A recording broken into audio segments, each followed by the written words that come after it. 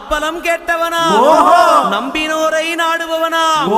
காவடி பிரியனாம் ராஜ அலங்காரம் கொண்டவனா ஆண்டியாய் நின்றானா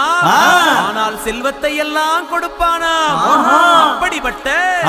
முருகனவன் ரொம்ப ரொம்ப சின்னவனா சுவாமி சின்ன சின்ன முருகைய